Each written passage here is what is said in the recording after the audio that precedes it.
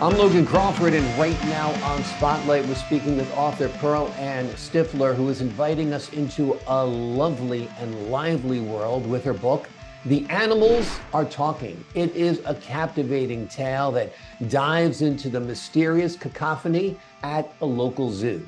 Known for her imaginative and engaging storytelling, she takes readers on a journey where they explore various animal sounds and their possible meanings. If you could talk to the animals, isn't that what the good doctor used to always want to do?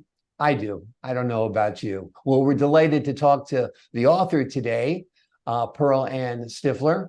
Thanks for joining us here today, Pearl. Thank you for having me. Oh, my pleasure. My pleasure. I was trying to think, who is that doctor who wanted to talk to the animals? Who's that famous? Rex Harrison played him in the Dr. movies. Dr. Doolittle. Dr. Doolittle. There you go. There you go. So you're kind of our real life Dr. Doolittle in a way with your book, right? I hope so. That'd be great. It'd be great to have that kind of success and following, that's for sure. Yeah, absolutely. Tell us a little bit about the inspiration behind exploring the worlds of animal sounds and the animals are talking. Okay. It also is exposing students to vocabulary in the sciences. I've been a reading specialist for about 15 years and was a first grade teacher beyond that. And in a standardized test in first grade, a child is asked, what is the name of the sound that a sheep makes? And they're looking for the word ba, and it's a bleat. The name of the sound is a bleat. Mm-hmm. So it's exposing them not only to that, but also to the group names of each animal. Every animal in the animal kingdom has a different group name. So it's exposing to both of those. And so I was inspired because, uh, you know, that that the testing sometimes brings that up out of nowhere, kind of. And I've always been interested in reading across the curriculum with children. You know, you can hit science and social studies uh, subjects along with your reading. It's it's like hitting two birds with one stone. So um, that's something that I was interested in. Also, when children are writing, they're often so limited in their vocabulary when they're writing. Mm. And I wanted to expose them at a young age. Kids are like little sponges. And they want to go home and tell their mom, "Hey mom, did you know what a group of alligators is called?" Mm. A congregation. So Oh. yeah, so it's interesting because all of the animals have a different group name, and kids love facts like that. They just eat Yeah. it up. So, yeah, I learned something today. I did not know a group of alligators was called a congregation. So I'll be careful the next time I go into a church and the that's right. congregation is around me. It might be That's right. alligators. Exactly. That's what I thought too. Exactly. Uh, Exactly. Well, you've got a wonderful book. I think the first, what was that? when you go into the board church meetings, you find out who the alligators are. Oh, especially the board church meetings. Yes, exactly. Yeah, The rank and file congregation are okay. It's the board you got to watch out for. exactly. Absolutely. I think the key to educating children is entertaining children, Yeah, particularly in this age of distracted media like cell phones and laptops and iPads. So you've yeah, done a great job of incorporating lessons in language along with entertaining the kids. right. Exactly. And part of that was drawing them in with the illustrations, right? Exactly. And along the way, the illustrations are giving a clue to the overarching theme, which, is actually the end of the book. You find out why they're so excited and Yeah, what all the fuss is about. exactly. Exactly. Tell me a little bit about the research into the various animal sounds. Yeah, it took some time, and I did it during COVID. Uh, Mm. I wrote the book during COVID, and I had retired from teaching at that point, And I've always wanted to write a children's book. So I sat down and I said, this is what I'm going to do. And I'm going to expose them to vocabulary that they don't hear every day, but a child's listening vocabulary like is way higher than their actual reading vocabulary. So you can read this book to a kindergartner, or a fifth grader doesn't know all of the names of the group names and those kind of things. So it's appropriate for all ages, really. Right. And with the sounds, you're actually introducing them. I think the concept is called automatopoeia, where the word sounds like what the word means, like buzz means buzz and so forth, right? Yes, at times, but at other times it doesn't sound the same as what the name is, like with the bath or the sheep. And the bleat, yeah, exactly. Yeah.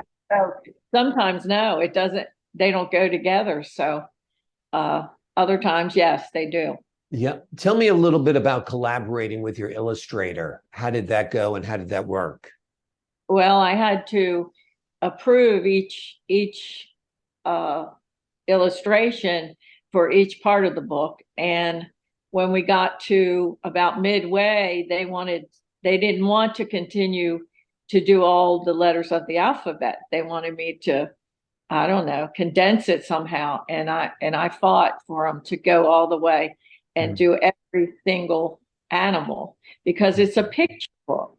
It's not giving information. It's also, like you said, the illustrations are what bring it to life. Yeah.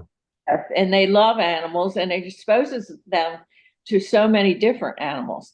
It's I was telling one of your cohorts that it has a multicultural embedded multicultural theme, where all of these animals are from all over the world. They're different colors, they're different shapes, sizes. Some are wilder than others, and yet they're living in harmony in this zoo. And they're passing a message from group to group because something happened that they're extremely excited about. Absolutely. Have you had the pleasure of reading this book to some youngsters, and who were they? And tell me about that. Yes, I did one of my book readings was at a Barnes and Noble, and I had students there. I had children there maybe from 2 to 12, and they get it. Oh, they get it. And they are, the 2-year-old was making all the sounds. Every time I read a different page, she's doing the little sounds, and the older students too. And they pick up on that, what the whole book is really about, the theme. And I say, there's clues along the way, but what do you think the message is? One student said, hey, maybe they're saying, let's get out of here. Exactly. But that's not it. But anyway, it gets them thinking. So that's the part. Well, and then they start building their own stories, and it builds their imagination, and that is building their language skills and their writing skills and their storytelling skills as well, which is great. And that's what's great about this book, is it's interactive, because if you're reading to a child, he or she is going to want to make the sounds, right? Exactly. They're definitely make the sounds. And they're just love animals, and naturally. So, it's a lot of fun to read to them. Absolutely. And if you have animals in your life, like I've got little Jack Russell Terriers, they really do talk to you. They have little different noises and sounds and barks and whimpers that they make when they want something, right? Yeah. My son, my daughter says that my son can understand his cat, and he's going, hey, I know you want the tuna, flavor, and just give me a minute. And she's howling and carrying on. So absolutely, they do talk to us, and they're trying to tell us things. We just need to listen.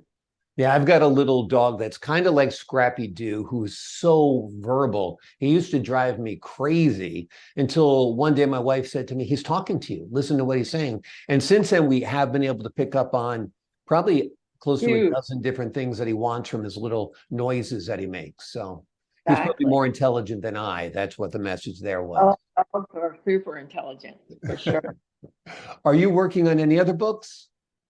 I have also written another book. I haven't had it published yet, but I was waiting to, see how this one does. Sure. And working on more marketing right now.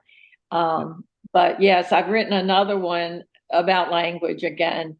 And it's gonna, I don't have the title yet, but it's about uh, creative and unusual meanings or words for the word happy, Mm, almost like a thesaurus type book, because children, when they write, everybody's happy, happy, happy.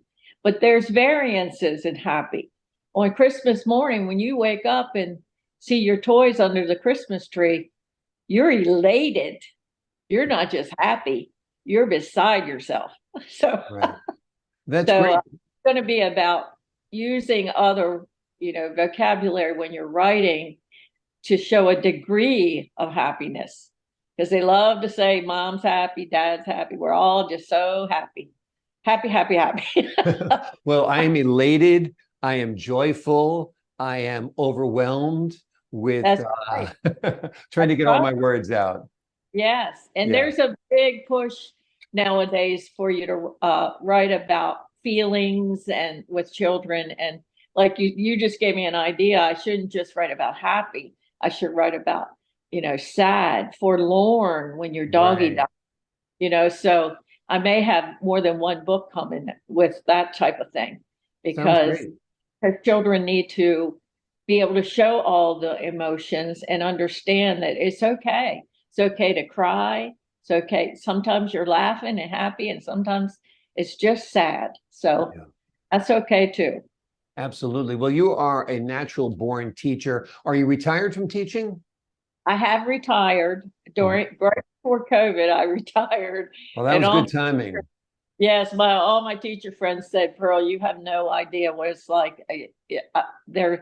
They're 25 kids on a screen, and some are having their cereal in their pajamas, and it's just on and on. The stories they could tell. They should write books about during COVID what it was like teaching online. It was great. Absolutely. Yeah, I witnessed kids on the other end of the computer during COVID, and they were doing nothing. They were like playing with their phones in front of the screen Yeah, and stuff. pausing the teacher. Yeah, crazy, crazy. Well, it's Yeah. great that you're engaged with children once again because this book certainly connects with them. It is called The Animals Are Talking. It is written by Pearl Ann Stifler. It is available anywhere you buy your books, including Amazon, and it is a great read for children of all ages and a book that parents will enjoy reading and And engaging with their children. yes, and the parents will learn new scientific concepts. Zoology. My daughter said it's zoology, Mom. Well, And it's yeah, great. Like I it, said, we learned about those church board meetings today in the congregation of alligators. So right. we've advanced quite a bit. That's right. Pearl Ann, thank you so much for joining me here today. Thank you, Logan. It was My, been my pleasure. oh, the pleasure is all mine. We'd like to thank the folks at Atticus Publishing as well for helping us put Pearl Ann in the spotlight today. And to the folks at home, I'm Logan Crawford, thanking you for your time this time. Until next time on Spotlight.